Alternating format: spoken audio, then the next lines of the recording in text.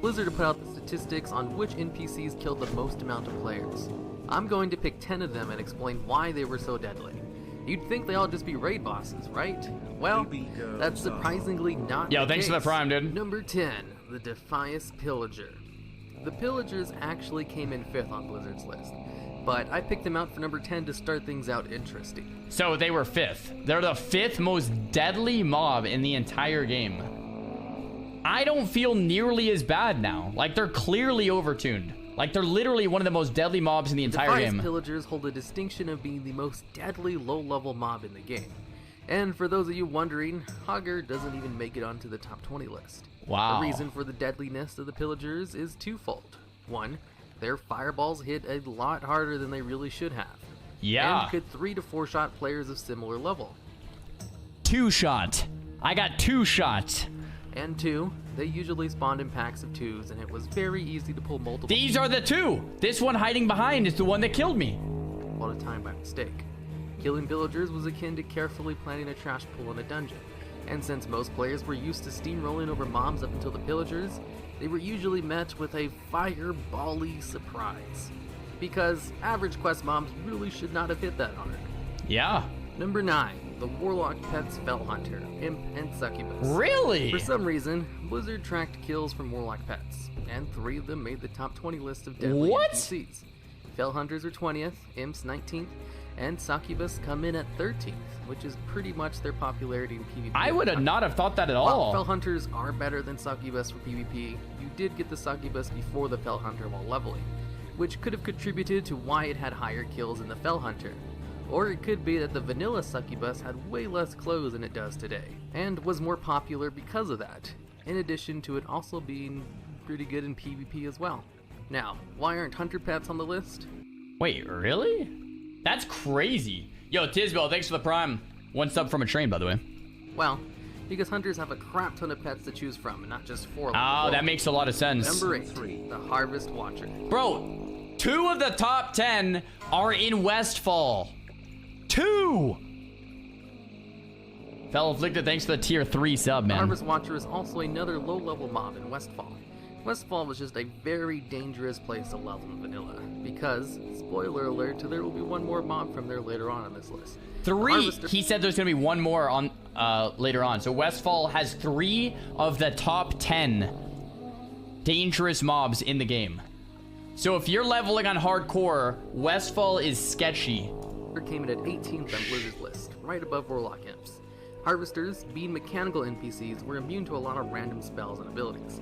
They also had a very high detection radius, about 2 times farther than normal. So if you weren't careful, you could aggro one by mistake while killing something else. Number 7, the Gadgetzan Bruiser. These were the bodyguards of Gadgetzan, a neutral city in a higher level zone. If you attacked one of the guards, every single guard in range would attack you. And they hit hard. It's pretty easy to figure out why they had a high kill count. They'd also attack you if you were hated by Gadgetzan / the Steam Weedle cartel, or if you healed or rezzed any player just killed by a bruiser. Number 6, Osirian the Unscarred, the last and hardest boss in AQ20. A boss that required great raid core. Keep in mind, this is the first boss. The rest are Pillager, Harvest Watcher, Bruiser. Like, when you think of the most deadly mobs in WoW, you would just think of like Ragnaros or like and bosses, right? This is the first boss. Coordination and luck, the crystals wouldn't bug out. 2 things not very plentiful in vanilla WoW. Number 5, the Defias Trapper, another low-level mob from Westfall. The Trappers have an ability called Backstab, which requires a mob number 3 from Westfall. Mob number 3 from Westfall. Target to be behind you in order to use. Except the Trappers would often use it from the front as well. If you happen to turn your back on one of these guys, you're as good as dead, since they used to backstab every second. They also usually come in packs of 2 or 3, so you have to be careful and only pull 1 at a time. Otherwise, you could get one behind your back by mistake. As a mage, I'm not scared of Trappers. The Trapper only came in at 9 on Blizzard's list, while the Pillager came in at 5th, making the Trapper the 2nd most deadly mob in Westfall, but still more deadly than any other low-level mob in the world. Number 4, I want to see Blizzard's list. Oh, here it is. Here, I guess we can look at the list after. Stormpike Bowman. If you've wondered why these I mother on effers, Blizzard's man. top 20 list so much, It's because nearly half the NPCs in the list are from AV. I chose to include the bowman because it has the most kills of all the non-elite NPCs from AV, as anyone who's done AV as Horde can attest to.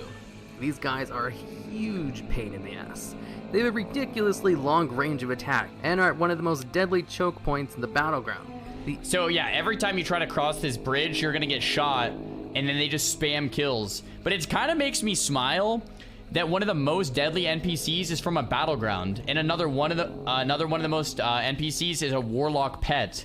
That's all PvP, baby. That's actually huge. There's only one raid boss so far, 2 PvP, and the rest are on like freaking Westfall. Entrance to the Alliance base. For those of you who don't know, Alliance has a huge geographical advantage in AV. In order to get to their base to win the game, you have to go across a bridge, with 2 towers on either side of it, filled with bowmen who can easily hit you as you run across, since they have a godly range to their attacks. I'm a little embarrassed to say this. I never knew why Alliance always won AV when I was young. That makes perfect sense. You have to cross a bridge and there's bowmen shooting you from either side. I never put that together. I also think that like their starting zone might be a bit higher or lower or something. There might be other stuff too, but I think Alliance win rate in AV has just like always been skewed that way for whatever reason. But that makes a lot of sense. Crossing a bridge is a lot harder than not crossing a bridge.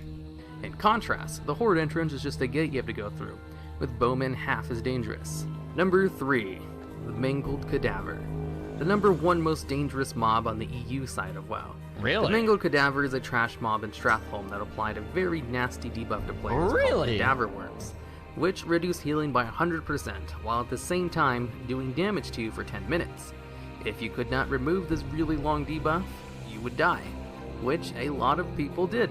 Number 2, Vaelastrasz the Corrupt. So to me, this is like an obvious one. Vaelastrasz is like, this one makes a lot of sense.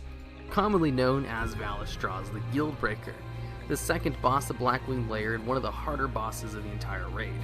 Vaelastrasz is part of the reason Blizzard started making the first couple of bosses of raids easier than the rest, seen as the boss before Vaelastrasz the Corrupt was also pretty difficult. The fight itself had a guaranteed death mechanic. Every once in a while, a player would receive a buff that made them do a ton more damage than everyone else, but once it ended, the player would die. The reason— So if you get that death buff on hardcore, you have to hearth out.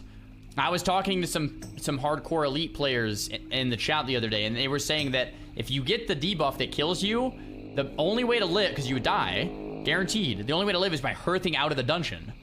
That's the mechanic. And for its high kill count was just because the boss was crazy hard and one of the first bosses of the raid. So it was easier to get to, and lots of guilds just never got past it. And number 1, the most deadly NPC in vanilla WoW. And that, of course, was Drakthar. The debate. Remember how I said a lot of the NPCs on the list were just NPCs from AV? Well, pretty much all the NPCs surrounding Drakthar were also pretty high on the list. Makes sense. Drakthar was a lot more deadly than the Alliance counterpart, Vandar's Stormpike, because the Alliance could actually get to Drakthar more often than the Horde could. And then they would die. Of that stupid bridge. Oh my god, that dumb bridge. AV is such bullshit. Alright, well there it is. Now we know. Like, okay, so the actual list is Drakthar, number 1. That actually makes a lot of sense, because Drek just slays people consistently always. And it's by a lot. And then Vaelastrasz, then Onyxia. Pillager is literally number 5. So I can't feel that bad. So we're good. Yeah. Drakthar makes sense as number 1, but if you had me guess, it would have like escaped me that it would have been an NPC in a battleground. You know what I mean? But it does make sense.